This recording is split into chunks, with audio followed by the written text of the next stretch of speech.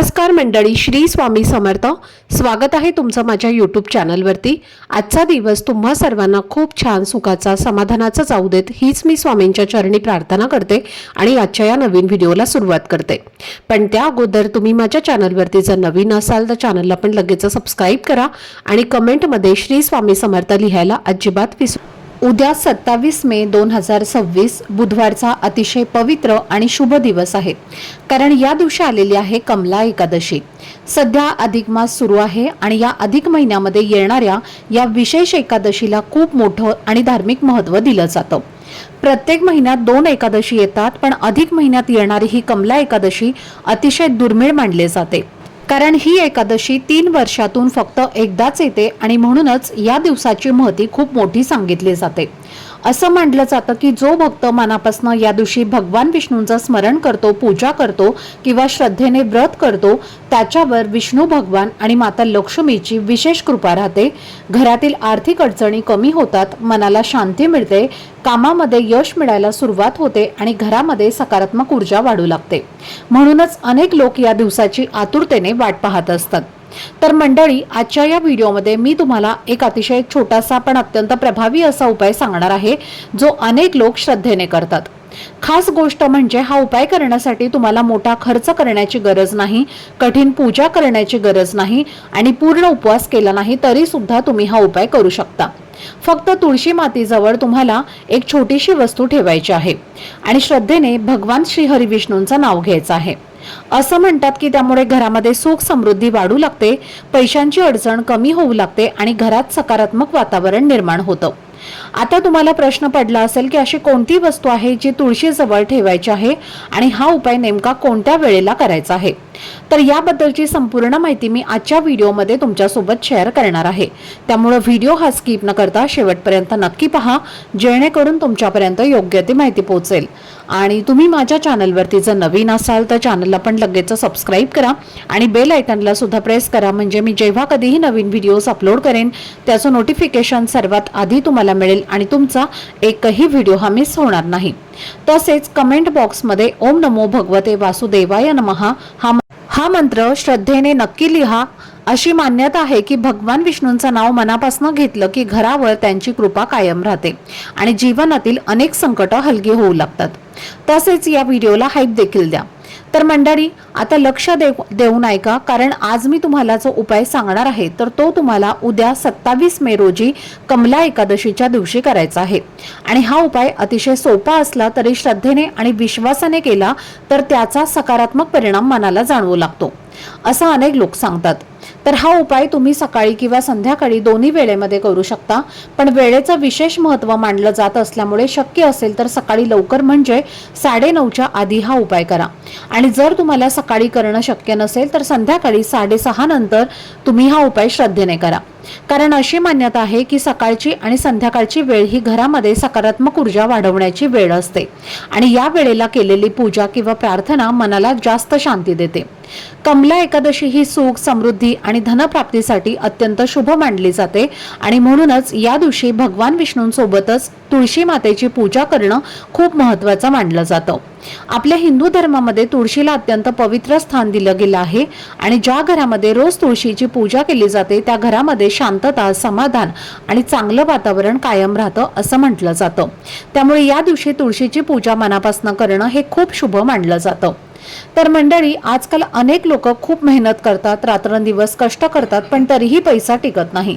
कामामध्ये अडथळे येतात, व्यवसायामध्ये मनासारखी प्रगती होत नाही, घरामध्ये सतत आर्थिक ताण जाणवतो किंवा एखादं कर्ज कमी होत नाही आणि अशा वेळी मन खूप बेचैन होतं. म्हणूनच श्रद्धेने केलेली पूजा, प्रार्थना आणि सकारात्मक विचार माणसाला मानसिक ताकद देतात आणि जीवनामध्ये पुन्हा आशा निर्माण करतात. म्हणूनच हा उपाय अनेक लोक विश्वासाने करताना दिसतात. आता हा उपाय करण्यासाठी तुम्हाला उद्या सकाळी लवकर उठून स्वच्छ स्नान करायचं आहे आणि शक्य असेल तर अंघोळीच्या पाण्यात थोडीशी हळद टाका, कारण हळदीला शुभतेचं प्रतीक मानलं जातं. त्यानंतर स्वच्छ आणि शक्यतो हलक्या किंवा पिवळ्या रंगाचे कपडे परिधान करून आपल्या देवघरामध्ये शांत मनाने पूजा करायची आहे. भगवान विष्णू, विठ्ठल किंवा बाळकृष्ण यापैकी कोणतीही मूर्ती किंवा फोटो तुमच्याकडे असेल तर त्यांना पिवळी फुलं आणि तुळशी पत्र अर्पण करा आणि श्रद्धेने प्रार्थना करा की घरातील अडचणी दूर होत. कुटुंबामध्ये आनंद राहो आणि जीवनामध्ये चांगले दिवस येवोत। यानंतर देवघरामध्ये धूपदीप अगरबत्ती लावून वातावरण प्रसन्न करा, कारण सुगंध आणि शांत वातावरणामुळे मनाला वेगळीच सकारात्मक ऊर्जा मिळते। आणि मंडळी, शक्य असेल तर हा उपाय सकाळी ब्रह्ममुहूर्तापासून ते 10 वाजेपर्यंत करण्याचा प्रयत्न करा, कारण या वेळेला वातावरण हे खूप शांत आणि सात्विक असतं। पण जर या वेळेला तुम्हाला करणं शक्य नसेल तर संध्याकाळी सुद्धा तुम्ही हा उपाय करू शकता, कारण श्रद्धा आणि विश्वास हेच कोणत्याही पूजेचं खरं सामर्थ्य मानलं जातं। तुळशीमध्ये साक्षात माता लक्ष्मीचा वास असतो। तुळस जी आहे तर ती विष्णुप्रिय आहे, म्हणून तुळशीला विष्णुप्रिया असं सुद्धा म्हणतात। तर हा उपाय करण्यासाठी तुम्हाला एक मातीची पणती घ्यायची आहे, त्यामध्ये शुद्ध गाईचं तूप घालायचं आहे। त्यामध्ये आपल्याला 2 वातींची मिळून एक लांब वात घालायची आहे आणि त्यानंतर हा दिवा प्रज्वलित करून दिव्यामध्ये तुम्हाला चिमूटभर हळद टाकायची आहे आणि त्यानंतर हा दिवा तुम्हाला तुळशीपाशी लावायचा आहे। हा दिवा तुळशीपाशी लावल्याने घरातील नकारात्मक ऊर्जा ही नष्ट होते आणि साक्षात माता लक्ष्मीचा घरात कायमचा वास राहतो। लक्ष्मीच्या कृपेने घरातील दरिद्रता, गरिबी ही दूर होते। आणि जेव्हा तुम्ही तुळशीपाशी हा दिवा लावणार आहे तेव्हा दिवा लावताना त्या दिव्याखाली थोडेसे अखंड तांदूळ ठेवायचे आहेत।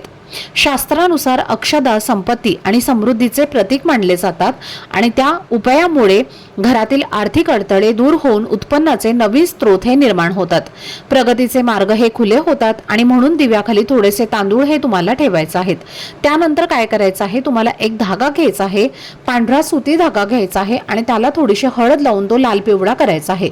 त्यानंतर तुम्हाला एक कवडी घ्यायची आहे, कवडी तुमच्याकडे पिवळ्या रंगाची असेल तर तशीच घ्या, पांढऱ्या रंगाची असेल तर हळदीमध्ये पिवळी करून घ्यायची आहे। त्यानंतर हळद कुंकू आणि ती कवडी आणि तो धागा घेऊन तुम्हाला तुळशीपाशी जायचं आहे।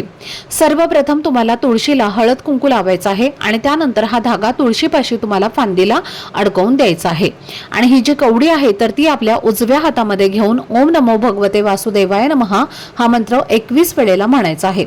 आपली इच्छित मनोकामना व्यक्त करायची आहे। आपल्या आयुष्यामध्ये जी काही संकट सुरू आहे तर ती दूर होण्यासाठी मनोभावे प्रार्थना करायची आहे आणि त्यानंतर ही कवडी तुम्हाला तुळशीच्या मातीमध्ये दाबून द्यायची आहे। त्यानंतर तुळशीला 11 प्रदक्षिणा करायच्या आहेत। प्रदक्षिणा करत असताना ओम नमो भगवते वासुदेवाय नमः या मंत्राचा जप करा किंवा महाप्रसाद जननी सर्व सौभाग्यवर्धिनी या मंत्राचा उच्चार करावा। त्यामुळे मनातील प्रत्येक इच्छा ही लवकरात लवकर पूर्ण होते असं म्हटलं जातं। आता ही सगळी तुमची पूजा करून झाल्यानंतर कपाळावरती तुळशी मातेचा एक तिलक सुद्धा तुम्हाला लावायचा आहे। एकादशीच्या दिवशी पूजा संपन्न झाल्यानंतर तुळशीच्या कुंडीतील थोडीशी माती घेऊन ती आपल्या कपाळावरती आणि आपल्या गळ्यावरती लावावी। असं केल्याने आपल्या कुंडलीतील ग्रहांचे दोष हे शांत होतात, बुद्धी तीक्ष्ण होते आणि समाजात आपल्याला मान सन्मान मिळत असतो। घरातील मुलं हट्टीपणा करत असतील, मुलांचं मन अभ्यासामध्ये लागत नसेल तर मुलांना सुद्धा या तुळशीच्या मातेचा एक तिलक तुम्ही दररोज लावत चला। तर पहा, मुलांमध्ये सुद्धा तुम्हाला खूप चांगले सकारात्मक बदल जे आहेत तर ते होताना जाणवतील।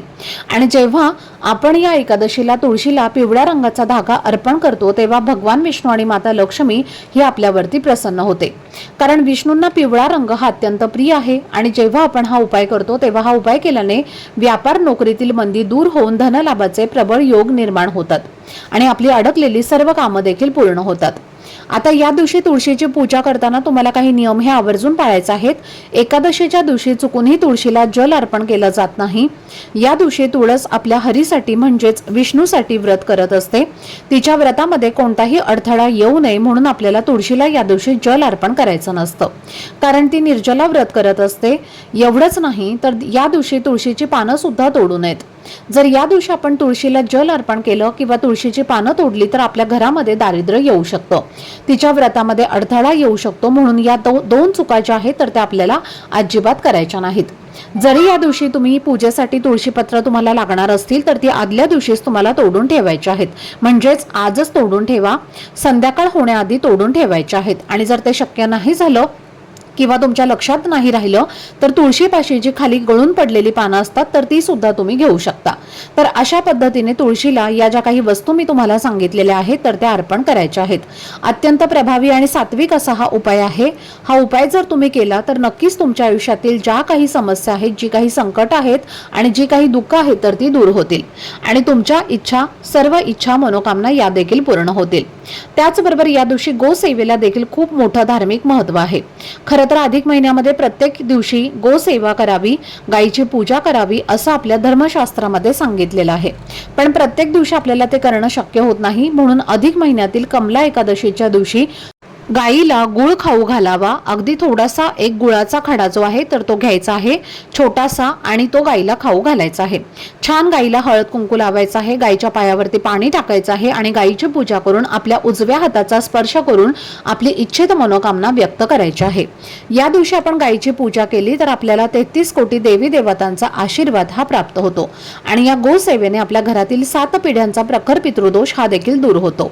आपल्या घरात सुख शांती येऊ लागते. म्हणून तुमच्या घरी गाय असेल तर या दिवशी तुम्हाला शक्य असेल तर आवर्जून तुम्हाला गोसेवा जी आहे तर ती करायची आहे. फार जास्त काही करायचं नाही, फक्त गाईला हळदी कुंकू लावून एक गुळाचा खडा खाऊ घाला. नक्कीच तुम्हाला या संपूर्ण दिवसाचं शुभफळ जे आहे तर ते प्राप्त होईल. त्याचबरोबर या दिवशी दानाला अनन्यसाधारण असं महत्त्व आहे. या दिवशी तुम्हाला होईल तेवढं दान करायचं आहे. शक्यतो पिवळ्या रंगाच्या वस्तू या दिवशी दान केल्या जातात, ज्यामध्ये तुम्ही पिवळ्या रंगाची केळी सुद्धा एखाद्या मंदिरामध्ये जाऊन ती प्रसाद म्हणून वाटू शकता. या दानाचा सुद्धा तुम्हाला अनंत पटीने फळ मिळतं. त्यानंतर सगळ्यात महत्त्वाची गोष्ट म्हणजे या दिवशी तुम्ही व्रत करत असाल तर अतिशय उत्तम, पण जर तुम्ही व्रत करत नसाल तर या दिवशी तुम्हाला चुकूनही भाताचं सेवन करायचं नाही, म्हणजेच तांदूळ हा खायचा नाही. या व्यतिरिक्त कांदा, लसूण, मद्यपान किंवा मांसाहार करू नका. सात्विक अन्न ग्रहण करा आणि ते सुद्धा तुम्हाला या एकादशीचं शुभफळ जे आहे तर ते प्राप्त होतं. कारण या एकादशीच्या दिवशी भात हा पूर्णपणे वर्ज्य केला जातो. तर ही अत्यंत महत्त्वाची माहिती मला तुमच्यापर्यंत शेअर करायची होती. आजचा हा व्हिडिओ जर तुम्हाला आवडला असेल, माहितीपूर्ण वाटलं असेल तर व्हिडिओला लाईक करा. चॅनलवरती नवीन असाल तर चॅनलला सबस्क्राईब करा आणि हा व्हिडिओ आपल्या मित्रपरिवारासोबत जास्तीत जास्त शेअर करा. चला तर मग भेटूया पुढच्या व्हिडिओमध्ये. तोपर्यंत सर्वांना श्री स्वामी समर्थ. धन्यवाद.